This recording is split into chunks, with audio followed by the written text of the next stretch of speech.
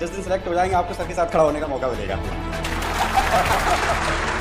Sir की तो इतनी फैन फॉलो है, अभी मेरा अटैचमेंट चल रहा है, मैं कश्मीर में भी गया और भी 2-4 जगह गया। हर जगह चाहे बीएसएफ का कांस्टेबल हो चाहे सीआरपीएफ का हो, सब मुझसे एक ही सवाल पूछते हैं, आप विकास सर से मिले?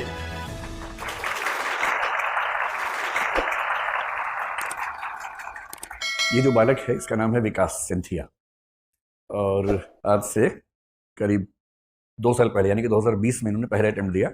तब मेरे ख्याल से 21-21 साल के थे उस समय जब अटेम्प्ट दिया था। यहाँ फाउंडेशन 23 के विद्यार्थी थे हमारे और पहली ही बार में सिलेक्ट हो गए थे। और तब इनको मिला रेलवे प्रोटेक्शन फोर्स। रहने वाले भिंड के हैं और भिंड विख्यात जगह है ही। भिंड के बारे में कहावत है कि आदमी के पास खाने को होना हो, बंदूक होनी जरूरी है वहाँ पर। घर के ड्राइंग रूम में अगर दोनारी न टंगी हो तो अपमान माना जाता है। अब तो पता नहीं, पहले ऐसा होता था। तो इनका भाग्य देखिए, सीधा इनको सर्विस कौन से मिली? रेलवे प्रोटेक्शन फोर्स, यानी कि रेलवे का पुलिस वाला, रेलवे का आईपीएस। तो बंदूक वाली सेवा में चले गए हैं। उसके बाद इनका इतना सम्मान हुआ भिंड के इलाके में, इतना सम्मान हुआ, उस चक्कर में पढ़ नहीं पाए, अगली बार पीटी में फेल हो गए। ये आप लोगों को मैं समझा रहा हूँ, ध्यान रखना। सी सेट में 2 नंबर से पास किया अगली बार। तो फिर 1 साल तक बहुत तनाव में रहे। इस साल फिर ताकत लगाई, नौकरी में रहते हुए ट्रेनिंग कर रहे हैं अभी, और इस साल इन्होंने आईपीएस का पद हासिल कर लिया है। 482 रैंक है। और इंटरव्यू में पता नहीं इस बार इनके नंबर थोड़े कम हैं, इनके व्यक्तित्व के हिसाब से देखें तो 20-25 नंबर कम है। अगर 20 नंबर ज़्यादा होते तो आईएएस ही हो जाते। पर मुझे लगता है कि भिंड का इलाका चाहता है कि ये पुलिस की जॉब में ही रहें, और इसलिए इनको आईपीएस मिला है। अगले साल सब ठीक रहा तो आईएएस में आएंगे।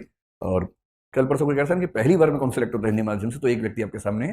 पहले अटेम्प्ट में 22 की उम्र में सिलेक्ट हुए और अब 3री बार में आईपीएस बन गए हैं। अब थोड़ा सा इन बच्चों को आप मोटिवेट करें। तो देखो, यूपीएससी में मोटिवेशन के लिए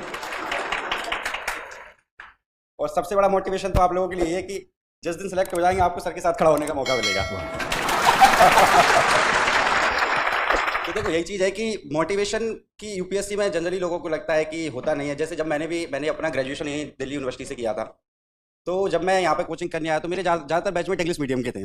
तो मुझे अक्सर यही बात बोलते थे कि हिंदी मीडियम से होता नहीं है, होता नहीं है। तो कभी भी इस चीज़ से परेशान नहीं होना है कि इस तरह से नहीं होगा, इस तरह से नहीं होगा। बहुत से लोग बोलते हैं अरे उनकी तो किस्मत थी, ये थी। तो एक चाणक्य का मुझे वाक्य याद आ रहा है। चंद्रगुप्त ने उनसे कहा था कि जब किस्मत में सब कुछ लिखा है तो कोशिश करने से क्या मिलेगा। तो चाणक्य ने कहा कि क्या पता कि किस्मत में कोशिश करना ही लिखा हो। तो इंतजार करने वालों को उतना ही मिलता है जितना कोशिश करने वाला छोड़ देते हैं। ये चीज़ हमेशा याद रखो कि कभी छोड़ना नहीं है। और दूसरी चीज़ है कि निराश मत हो कभी कि जो तुम्हारे पास है। हम लोग अक्सर कंप्लेन करते रहते हैं कि हिंदी मीडियम के साथ बायसनेस हो रही है, ये हो रहा है, वो हो रहा है। तब भी सिलेक्शन तो हो ही रहे ना। तुम्हारे पास जो है उसको बेस्ट यूटिलाइज करो, क्योंकि जितने संसाधन है उसमें उतना ज़्यादा मेहनत करोगे, उसमें उतना ज़्यादा निखार पाओगे। और ठीक है, कभी कभी चीज़ें नहीं बैठती है, सी सेट का पेपर हो जाता है, मेरा भी फेल हुआ है। तो परेशान नहीं होना, अच्छे से मेहनत करो और अपना एक लक्ष्य निर्धारित करके रखो। इस स्टूडेंट लाइफ बहुत अच्छी होती है जब आप सर्विस में आ जाओगे ना। अभी हम लोग बहुत दुखी रहते हैं, अरे क्या ही चल रहा है जीवन में, सेलेक्ट हो जाएंगे तो ये करेंगे वो करेंगे। मैं सच बता रहा हूँ अपने अनुभव से, ये दिन बहुत याद करोगे। ये लगेगा कि वही मुखर्जी नगर की लाइफ बहुत बढ़िया थी। इसको बहुत अच्छे से एंजॉय करो, पढ़ाई करो, और अभी काम ही क्या है, बस पढ़ना है, वो करना है। उसके बाद इतनी लाइफ में टेंशनें आ जाती है। आप सर को देख ही सकते हो कितने बिजी इंसान है। मुझे लगा कह रहे कि सर को देख ही सकते हो, टेंशन में रहते हैं। मस्त रहता हूं मैं। नहीं सर, आप टेंशन में रहोगे तो बच्चों का क्या होगा।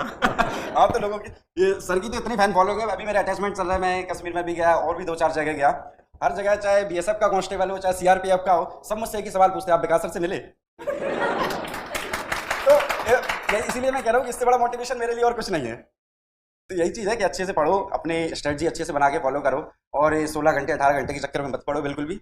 और कभी भी किसी भी टॉपर पे अंधविश्वास करके मत पढ़ो। मेरा हमेशा से एक ही मानना रहा है कि जो भी पढ़ना है, कोई भी तरीका बताए, भले मैं खुद क्यों ना बताऊं, उसको तुम एक बार परख के देखो, क्योंकि हर किसी का व्यक्तित्व अलग है, हर किसी के पढ़ने लिखने का तरीका अलग है। मैंने बोल दिया कि ये वाली किताब ऐसे पढ़ो, आपने शुरू कर दिया, पता चला कोई फायदा नहीं निकला।